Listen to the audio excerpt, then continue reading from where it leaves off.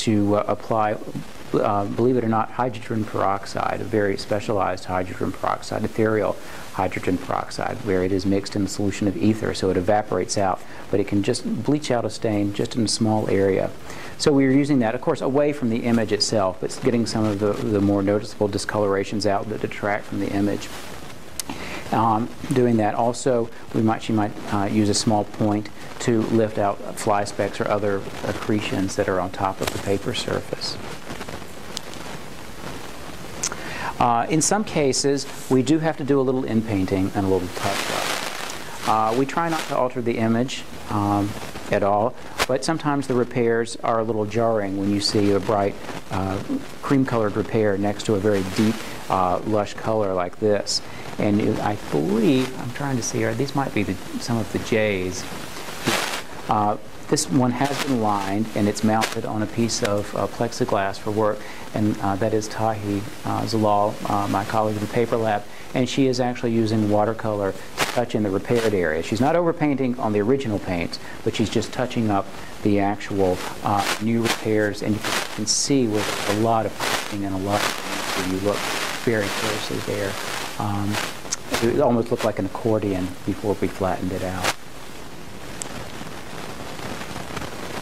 Again, Grace is doing some humidification and flattening. Some prints we did not actually have to line, but they were still wrinkled and what we call cockled. If the colors were stable after our tests, we could then apply a very fine mist to the back side of the print, introduce some moisture, what we call humidification.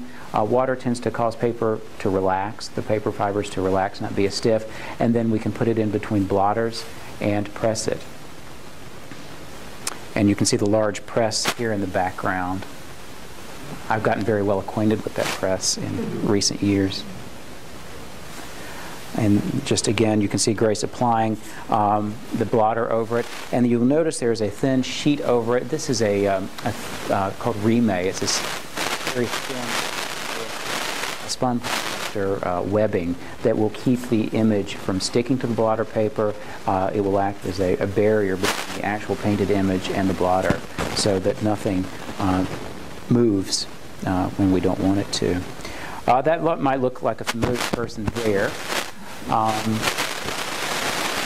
you can see here the prints have all been treated, and I am at this point actually attaching a hinge of Japanese paper along the binding side. I will explain exactly why we're doing that. You may have noticed there were no hinges when we initially took those apart, but the decision had been made to take all the strain off the plates, and so they would open, they would have a more flat opening, that we would extend the plates with a Japanese paper hinge that would be strong and thin and flexible. And so we came up with a hinge structure, and I'm actually attaching that again with some, I believe, rice starch paste there, which is reversible. Again, we could remove it from the print if we ever needed to down the road without harming the print. And that took a long time. Volume 4 really took a long time because there were 35 more I'm just reliving it all of a sudden. It's coming back to me now. But I would essentially take two plates, and you can actually do this one here and then this one here. I would lay one down, attach the hinge to it, then lay the other on top of it and fold the hinge back up and do that. So I would have two at a time, and then when they were together, I would take that extension and then it would get folded over one more time along the back edge, and I could close that other fold to put the book back together. And we'll see a little more of detail of that very shortly.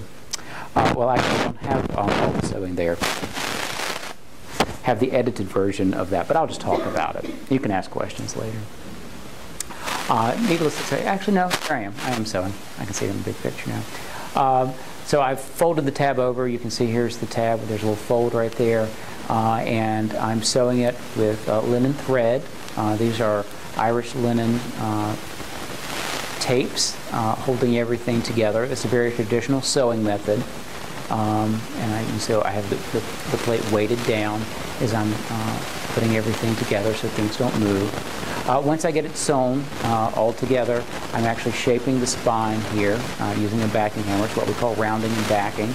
That gives the rounded shape to the spine and also gives us what we call the shoulder at the end of the book, that little sort of ridge at the front and the back of the book. And I had to get creative because the normal tools we use this, we have various presses and everything else. These books really don't fit in our normal equipment. So I got very... I had to get a little creative. The basic steps and processes weren't so different from a regular book, but just the sheer size. And keep in mind, this weighs about 70 pounds, so it's big. It takes a couple people to turn over, and certainly can be a contributing factor to carpal tunnel syndrome. This is one of my favorite parts of the process, and this is hand sewing the end bands on here at either end of the book. These are silk threads sewn over, and it's actually an acid-free card core, and we'll probably have another view of that shortly.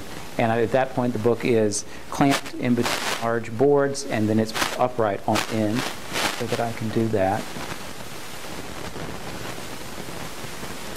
At this point, I'm ready to make the case for the book. And as we saw with the earlier shots of Volume 1, it's what we call half-bound. It has a leather spine and leather corners and marble paper sides. And this binding will have the same look, and that's originally what the other volumes had too.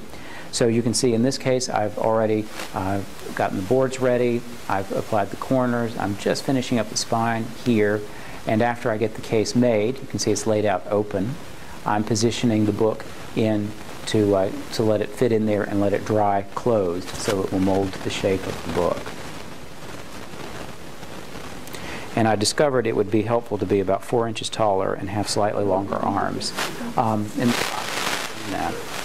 Once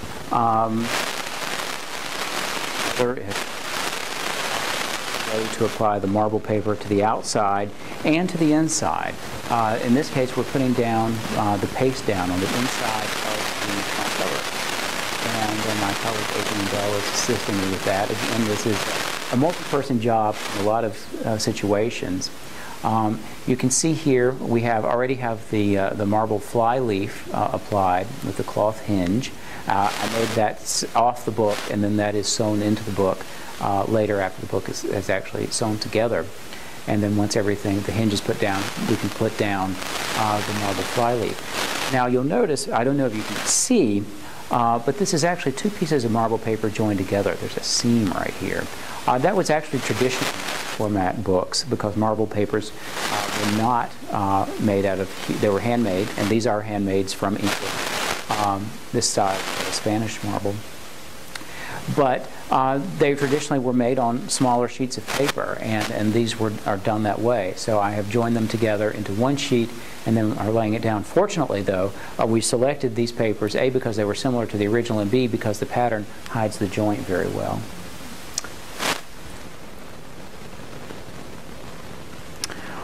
Now we get to another fun part, and that's applying the tooling, gold tooling to the spine.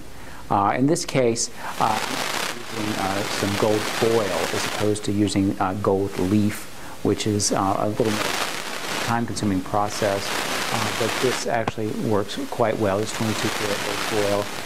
I have already put some blind lines without foil right next to the large raised bands here, and then I'm coming back right next to that and putting the gold lines right in there. You can see some of the other decorative tools that we use for the process over here in the background, and we'll see a little bit of that detail later. One of the tools you could see is the roller. I'm actually having with a long piece of foil doing the gold lines where the leather and the marble paper meet. And I'll tell you what, that's about the most nerve-wracking 35 seconds of your life right there. When you're rolling along that, there's not a lot of margin for error. But here, all the tooling on the spine, and you can see the labels here. Now, I actually do the labels off the book from a spine leather, stamp them, then tear the edges very thin, and then apply them on there, and then do the tooling. because it's also very tricky if you're trying to letter the spine, and I like to hedge my bets. Save with that.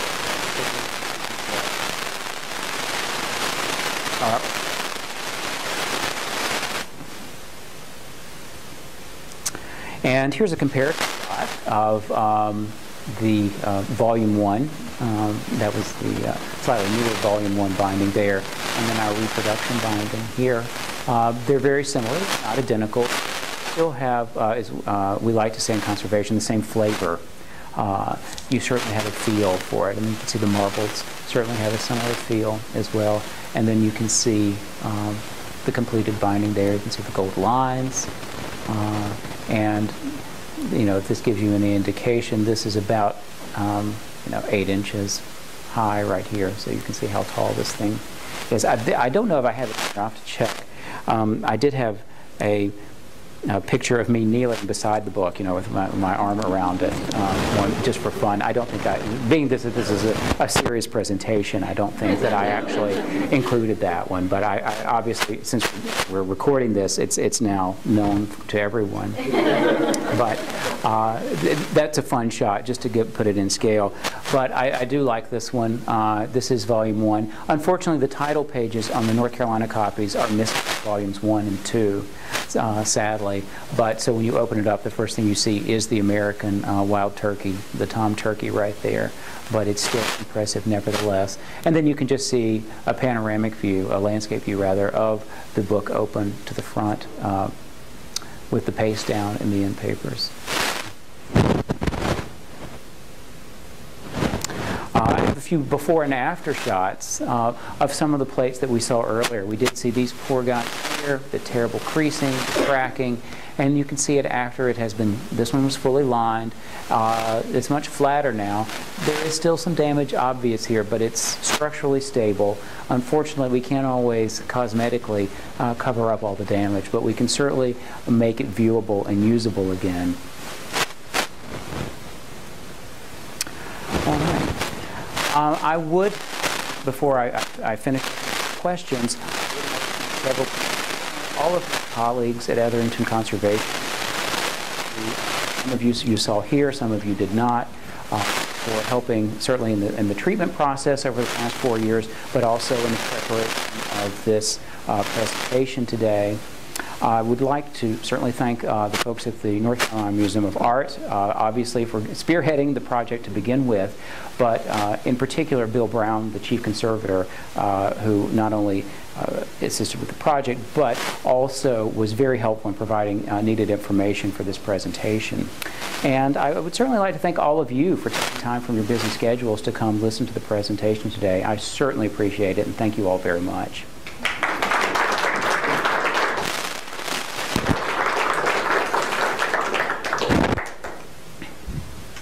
Now we'll certainly answer some questions. Anyone has a question? Is there a particular order to the folios? Are they all bound in, say, subscription order? They are essentially bound in subscription order. There are, let's see, I probably could go back, actually. Let me go back and I'll see if I can, yeah, here we go. If you, right up here, there is a plate number, and it'll be in a Roman numeral. It will be sequential order. So it starts out with plate 1, and but the series number is up here. There's a series number in numerals, and that shows which batch of the subscription it was. So they are ordered, and they are in order. The whole run was done from one plate, say if you copper plate? Yes, actually they did one copper plate. 75 of those copper plates still exist. Sadly, after Audubon's death in 1851, he actually did make a fair amount of money from the second version of this. There was a smaller quarto volume. I think it was in about 10 or 12 volumes. He and his sons did that together, and it was fairly profitable. But after his wife outlived him by quite a bit of time. And in the 1870s, she was nearly penniless, and she sold the copper plates for scrap because she needed the money. They were being smelted down, and an employee of the smelter recognized what they were and was able to save, I think, the last 75 of them that were, I don't know which 75 in particular they are, but unfortunately that's what happened. We're fortunate that those still exist, but sadly the others were destroyed. Anyone else? Yes, ma'am. How is the book now used at the museum?